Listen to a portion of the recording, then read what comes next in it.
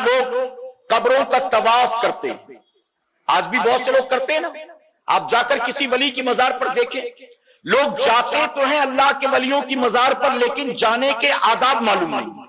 وہاں جا کر کرے کیا؟ کوئی چادر میں منہ ڈال کے لیٹا ہوا, کوئی پایتی جانی جو دبا رہا ہوتا ہے. اپنے گھر میں لیٹے بوڑھے باپ کا پیر کبھی نہیں دبایا ہوگا, لیکن مزار پر یوں دبا رہا ہوتا ہے کہ میں بابا کے پیر دبا رہا ہوں, شاید یہ سوچ کر دباتا ہوگا. اسی طرح کوئی چکر لگا رہا ہوتا ہے, پھیرے لگا رہا ہوتا ہے. میرے امام سے پوچھا گیا کہ مزارات اولیاء کا طواف کرنا کیسا؟ اعلیٰ حضرت عظیم البرکت فرماتے روضے انور کا نہ طواف کرو نہ سجدہ نہ اتنا جھکو کہ رکوع کے برابر ہو جائے. اور حضور اکرم, یہ حضور کے روضے کے حوالے سے آپ نے فرمایا. اب حضور کے روضے انور کے تعلق سے جب آپ نے یہ فرما دیا تو عام مزارات اولیاء پر یہ ساری چیزیں کرنا جائز ہوگا؟ آپ نے فرمایا نہ اتنا جھکو کہ رکوع کے برابر ہو جائے. آگے فرماتے حضور کی محبت ان کی اطاعت میں ہے. محبت سے کہیں, نہ طواف کرنا نہ سجدہ کرنا نہ ادب میں اتنا جھکنا جتنا رکوع میں جھکتے ہیں. آپ فرماتے ہیں کہ ان کی محبت یہ ان کی اطاعت میں ہے. اب ہم روزانہ داڑھی منڈائیں اور مزارات اولیاء کے ساتھ ایسا کریں اور یہ بتائیں کہ بہت محبت کرتے ہیں, بہت محبت. اللہ کے ولیوں سے محبت ان کی تعلیمات پر عمل کرنے میں, ان کے راستے پر چلنے, ان کی سیرت کو اپنانے میں.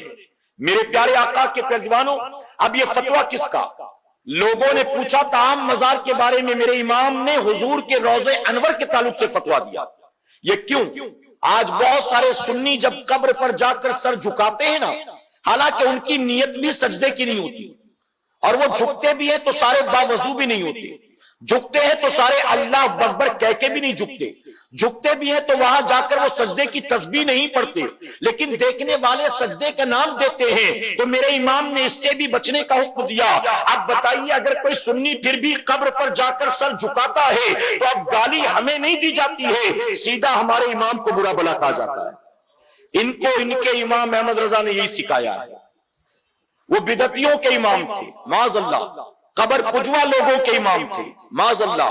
یوں ان پر الزام لگایا جاتا ہے. میں کہتا ہوں اگر میرے امام کے نزدیک قبروں کا سجدہ کرنا جائز ہوتا تو میرے امام ہندوستان میں رہ کر تڑپ رہے تھے مدینے کی حاضری کے لیے, اور تڑپ بھی کیسی تھی, تڑپ بھی میرے امام کی کیسی, خود فرماتے جان و دل ہوش و خرد سب تو مدینے پہنچے, جان و دل ہوش و خرد سب تو مدینے پہنچے, تم نہیں چلتے رضا سارا تو سامان گیا. یوں تڑپتے تھے مدینے کی حاضری کے لیے, اور جب مدینے پہنچ گئے اگر قبر کا سجدہ کرنا جائز ہوتا تو یقیناً نبی کی قبر کا سجدہ کر لیتے. لیکن وہاں پہنچنے کے بعد کیا فرماتے ہیں؟ فرماتے سامنے ہے وہ نوبہار, سجدے کو دل ہے بے قرار, سامنے ہے وہ نوبہار, سجدے کو دل ہے بے قرار, روکیے سر کو روکیے, ہاں یہی امتحان.